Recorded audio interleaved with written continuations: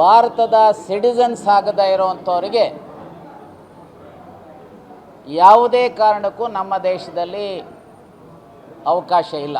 ಇದು ಸ್ಪಷ್ಟವಾದಂಥ ನಿಲುವು ಕಾಂಗ್ರೆಸ್.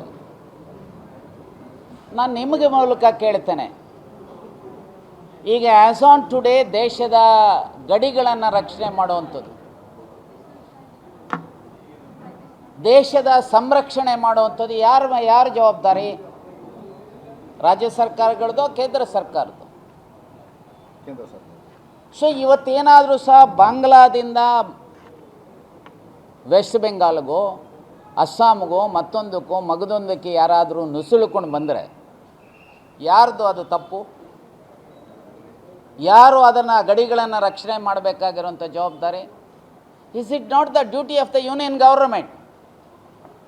ಯಾರಾದರೂ ಬಂದಿದ್ದರೆ ಅದಕ್ಕೆ ನೇರ ಹೊಣೆ ಕೇಂದ್ರ ಸರ್ಕಾರದ್ದು. ಅದರ ನೈತಿಕ ಹೊಣೆಯನ್ನು ಪ್ರಧಾನಿಗಳು, ರಕ್ಷಣಾ ಸಚಿವರು, ಗೃಹ ಸಚಿವರು, ವಿದೇಶಾಂಗ ಸಚಿವರು ಹೊರಬೇಕಾಗುತ್ತೆ.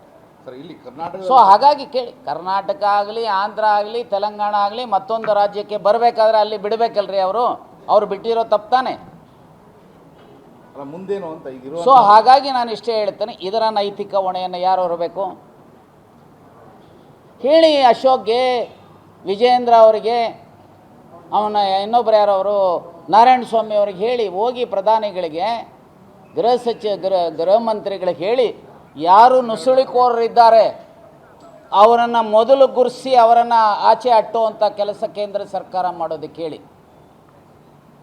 ನಾವು ರಾಜಕಾರಣ ಮಾಡೋದು ಬೇರೆ, ಬಿ ಜೆ ಪಿನವ್ರಿಗೆ ಏನೂ ಗೊತ್ತಿಲ್ಲ, ABCD ಗೊತ್ತಿಲ್ಲ. ವಿರೋಧ ಪಕ್ಷದ ನಾಯಕರಾಗಿ ನಾನು ವಿರೋಧ ಪಕ್ಷದ ನಾಯಕನಾಗಿ ಸುಮಾರು 3 ವರ್ಷ ಮಾಡಿದ್ದೇನೆ. ಯಾವುದಾದ್ರೂ ಒಂದು ಇಶ್ಯೂ ಮೇಲೆ ಲಾಜಿಕಲ್ ಎಂಡಿಗೆ ತೊಗೊಂಡೋಗಿದ್ದೀರಾ? ಯಾಕಂದರೆ ನಾವು ಯಾವುದೂ ಇಶ್ಯೂಸ್ ಮಾಡಿಲ್ಲ. ನಾನು ಇಷ್ಟೇ ಹೇಳ್ತೇನೆ, ಸಣ್ಣ ಪುಟ್ಟದಕ್ಕೆ ರಾಜಕಾರಣ ಮಾಡ್ತಿರಲ್ರಿ, ನಾಚಿಕೆ ಆಗೋದಿಲ್ವಾ? ವಿದೇಶಿಯರು ಯಾರಾದರೂ ನುಸುಳುಕೋರರಾಗಿದ್ದರೆ ಅದಕ್ಕೆ ಕೇಂದ್ರ ಸರ್ಕಾರದ ವೈಫಲ್ಯವೇ ಕಾರಣ. ಹೋಗಿ ಹೇಳಿ ಮೊದಲಿಗೆ. ನಾವು ಸ್ಪಷ್ಟ ಇದ್ದೇವೆ, ಯಾರು ಕನ್ನಡಿಗರಿದ್ದಾರೆ, ಯಾರು ಈ ರಾಜ್ಯದ ಜನರಿಗೆ ಮನೆ ಇಲ್ಲ, ನಮ್ಮ ಮುಖ್ಯಮಂತ್ರಿಗಳು ಸ್ಪಷ್ಟ ಹೇಳಿದ್ದಾರೆ, ಯಾರು ವೋಟರ್ ಅಲ್ಲ ಈ ರಾಜ್ಯದಲ್ಲಿ, ಈ ರಾಜ್ಯದವರಲ್ಲ, ಅವರಿಗೆ ಯಾವುದೇ ವಿಧವಾದಂಥ ಗ್ಯಾರಂಟೀಸ್ ಕೊಡೋದಿಲ್ಲ, ಯಾವುದೇ ಸರ್ಕಾರದ ಸೌಲಭ್ಯಗಳು ಕೊಡೋದಿಲ್ಲ. ಏನದರ ಅರ್ಥ? ಬೇರೆ ಹೊರದೇಶದವ್ರಿಗೆ ಅಂತನಾ? ಸ್ಪಷ್ಟ. ನಮ್ಮ ಸರ್ಕಾರದ, ನಮ್ಮ ಪಕ್ಷದ ನಿಲುವು ಸ್ಪಷ್ಟ.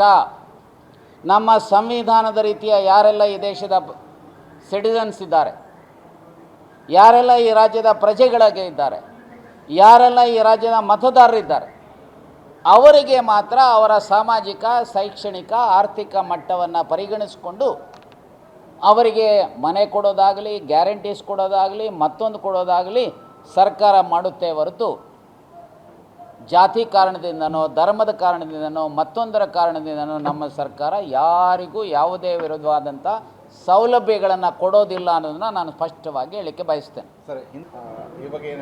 ನಾನು ಇಷ್ಟೇ ಹೇಳ್ತೇನೆ, ಸಂವಿಧಾನದ ರೀತ್ಯ ಮಂತ್ರಿಮಂಡಲ ಮಾಡುವಂಥ ಅಧಿಕಾರ ಮುಖ್ಯಮಂತ್ರಿಗಳಿಗೆ ಮತ್ತು ಪಕ್ಷದ ಹೈಕಮಾಂಡ್. ಸಂವಿಧಾನದ ರೀತ್ಯ ಇಟ್ ಇಸ್ CMಗೆ ದತ್ತವಾಗಿರುವಂಥದ್ದು. ನಮ್ಮದು ನ್ಯಾಷನಲ್ ಪಾರ್ಟಿ ಆಗಿರೋದು ಅಲ್ಟಿಮೇಟ್ಲಿ ಹೈಕಮಾಂಡ್ ತೀರ್ಮಾನದಂತೆ ಆಗುತ್ತೆ. ಸೊ ನಾನು ಇಷ್ಟೇ ಹೇಳಲಿಕ್ಕೆ ಬಯಸ್ತೇನೆ, ಯಾರೆಲ್ಲ 10 ವರ್ಷ 15 ವರ್ಷ ಅನುಭವಿಸಿದ್ದಾರೆ, ಮೇಲಿನ ಟಾಪ್ 3-4 ಜನ ಬಿಟ್ಟು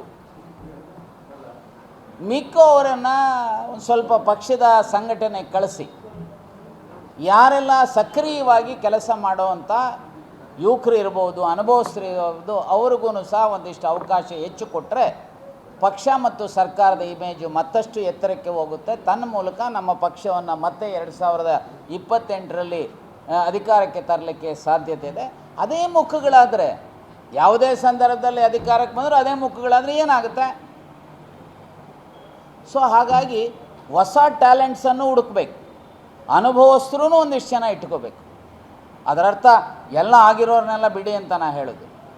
ಒಂದಿಷ್ಟು ಜನ ಅನುಭವಸ್ಥರನ್ನು ಇಟ್ಟುಕೊಂಡು ಹೊಸ ಮುಖಗಳಿಗೆ ಅವಕಾಶ ಕೊಟ್ಟು ಹೊಸ ಟ್ಯಾಲೆಂಟ್ಸ್ ಮೂಲಕ ಈ ರಾಜ್ಯವನ್ನು ಕಟ್ತಕ್ಕಂಥ ಮತ್ತು ಪಕ್ಷವನ್ನು ಕಟ್ತಕ್ಕಂಥ ದಿಕ್ಕಿನಲ್ಲಿ ಸನ್ಮಾನ್ಯ ಡಿ ಕೆ ಶಿವಕುಮಾರ್ ಅವರು, ಸನ್ಮಾನ್ಯ ಪರಮೇಶ್ವರ್ ಅವರು, ಇವರುಗಳು ಸನ್ಮಾನ್ಯ ಸಿದ್ದರಾಮಯ್ಯ, ಸನ್ಮಾನ್ಯ ಮಲ್ಲಿಕಾರ್ಜುನ್ ಖರ್ಗೆ, ಸೋನಿಯಾಜಿ, ರಾಹುಲ್ ಗಾಂಧಿ, ಪ್ರಿಯಾಂಕಾ ಇವರ, ಆಮೇಲೆ ವೇಣುಗೋಪಾಲ್, ಸುರ್ಜೇವಾಲಾ ಇವರೆಲ್ಲರ ಸಹಕಾರ ಮತ್ತು ಅವರ ಮಾರ್ಗದರ್ಶನದಲ್ಲಿ ಈ ಕೆಲಸ ಅತ್ಯಂತ ಉತ್ತಮ ರೀತಿಯಲ್ಲಿ ಮಾಡ್ತಾರೆ. ಉತ್ತಮವಾದಂಥ ಟೀಮನ್ನು ಸನ್ಮಾನ್ಯ ಡಿ ಕೆ ಶಿವಕುಮಾರ್ ಅವರು ಬರುವ ದಿನಮಾನಗಳಲ್ಲಿ ಕೊಡ್ತಾರೆ.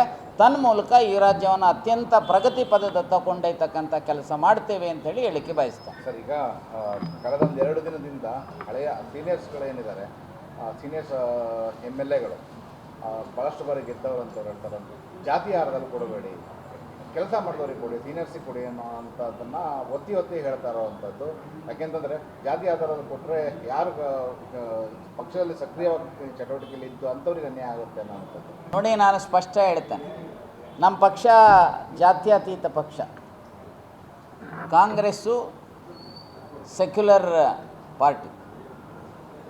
ಯಾವುದೇ ಕಾರಣಕ್ಕೂ ಪ್ರಾಧಾನ್ಯತೆ ಜಾತಿ ಮತ್ತು ಧರ್ಮಕ್ಕೆ ಬರಬಾರ್ದು.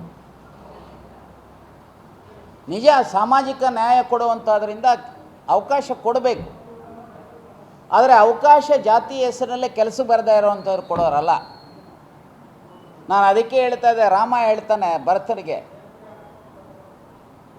100 ಜನ ಅಯೋಗ್ಯರು, ಅಪ್ರಾಮಾಣಿಕರು, ಕ್ರಿಮಿನಲ್ಸು, ಭ್ರಷ್ಟರು ಮಂತ್ರಿಗಳಾಗೋದ್ರ ಬದಲು 4-6 ಜನ ವಿದ್ಯಾವಂತರು, ವಿಚಕ್ಷಣ ಪ್ರವೃತ್ತಿ ಇರುವಂಥವರು, ದೇಶಪ್ರೇಮಿಗಳು, ವಿಚಾರವಂತರು 4-6 ಜನ ಮಂತ್ರಿಗಳಿದ್ದರೆ ಆ ದೇಶ, ಆ ರಾಜ್ಯ ಉದ್ಧಾರ ಆಗುತ್ತೆ ಅಂಥೇಳಿ. ಸೊ ಹಾಗಾಗಿ ನಾನು ಇಷ್ಟೇ ಹೇಳ್ತೇನೆ, ಸೊ ಯಾವುದೇ ಪ್ರಾಂತ, ಜಿಲ್ಲಾವಾರು ಅಥವಾ ಸಾಮಾಜಿಕ ನ್ಯಾಯದ ಹಿನ್ನೆಲೆಯಲ್ಲಿ ಜಾತಿ ಮತ್ತೊಂದು ಕೊಡುವಂಥ ಸಂದರ್ಭ, ಜಾತಿಯ ಕಾರಣಕ್ಕೆ ಕೊಡೋದಕ್ಕಿಂತ ಆ ಜಾತಿಗಳಲ್ಲೂ ಇರುವಂಥ ಮೆರಿಟ್, ಆ ಜಾತಿಗಳಲ್ಲೂ ಇರುವಂಥ ಒಳ್ಳೆಯ ಆಡಳಿತಗಾರರನ್ನು ಗುರುತಿಸಿ ಅವಕಾಶಗಳು ಕೊಟ್ಟಾಗ ತಾನೇ ಹೊಸ ಹೊಸ ಮುಖಗಳನ್ನು ನಾವು ಕೊಂಡಲಿಕ್ಕೆ ಸಾಧ್ಯತೆ ಇದೆ. ಆ ದಿಕ್ಕಿನಲ್ಲಿ ಕೆಲಸ ಮಾಡಬೇಕೆ ಹೊರತು, ಇಲ್ಲರಿ ನಾನು ST, ಇಲ್ಲರಿ ನಾನು SC, ಇಲ್ಲರಿ ನಾನು OBC, ಇಲ್ಲರಿ ನಾನು ಮುಸಲ್ಮಾನ್ ಅಂತ ಹೇಳಿ, ಏನು ನಿಮ್ಮ ಅಪ್ಪನ ಆಸ್ತಿ ಅಲ್ಲಪ್ಪ ಇದು. ಮಂತ್ರಿಗಿರಿ ಆಗಲಿ, MLA ಗಿರಿ ಆಗಲಿ, MP ಗಿರಿ ಆಗಲಿ ಯಾರಪ್ಪನ ಆಸ್ತಿ ಅಲ್ಲ. ಈ ಆಸ್ತಿ ಪಕ್ಷದ್ದು, ಈ ಆಸ್ತಿ ಕಾರ್ಯಕರ್ತರದು, ಈ ಆಸ್ತಿ ಈ ರಾಜ್ಯದ ಜನರದು. ಅಂತಿಮವಾಗಿ ಯಾವುದು ಪ್ಯಾರಮೌಂಟ್ ಇಂಪಾರ್ಟೆನ್ಸ್ ಅಂದರೆ ಈ ರಾಜ್ಯ ಉಳಿಸುವಂಥ ಯಾರಿಗೆ ಆ ದಮ್ಮು, ಆ ತಾಕತ್ತು, ಆ ಬದ್ಧತೆ ಇದೆ ಅಂಥವ್ರನ್ನ ಗುರುಸಿ ಅಂಥವ್ರನ್ನ ಮಂತ್ರಿ ಮಾಡುವಂಥ ಕೆಲಸ ಸನ್ಮಾನ್ಯ ಯಾಕಂದರೆ ಡಿ ಕೆ ಶಿವಕುಮಾರ್ ಅವರು, BK ಹರಿಪ್ರಸಾದ್ರವರು ಕೆಳಹಂತದಿಂದ ಬೆಳೆದು ಬಂದಂಥವ್ರು. ಅವರ ಪಕ್ಷವನ್ನು ಕಟ್ಟಿದಂಥ ಮಹಾನ್ ಅನುಭವ ಇರುವಂಥವ್ರು. ಹಾಗೆ ಸಿದ್ದರಾಮಯ್ಯನವರಿದ್ದಾರೆ, ಖರ್ಗೆ ಅವರಿದ್ದಾರೆ, ಸೋನಿಯಾಜಿ, ರಾಹುಲ್ ಗಾಂಧಿ, ಪ್ರಿಯಾಂಕಾ, ವೇಣುಗೋಪಾಲ್, ಸುರ್ಜೇವಾಲಾ ಇವರೆಲ್ಲರೂ ಇದರ ಅನುಭವದ ಹಿನ್ನೆಲೆಯಲ್ಲಿ ಉತ್ತಮವಾದಂಥ ಟೀಮನ್ನು ಈ ಸಾರಿ ತರ್ತಾರೆ.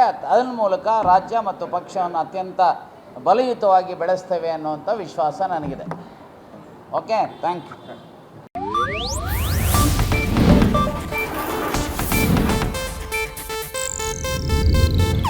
ಇದು ಏಷ್ಯಾನೆಟ್ ನ್ಯೂಸ್ ನೆಟ್ವರ್ಕ್ ಪ್ರಸ್ತುತಿ.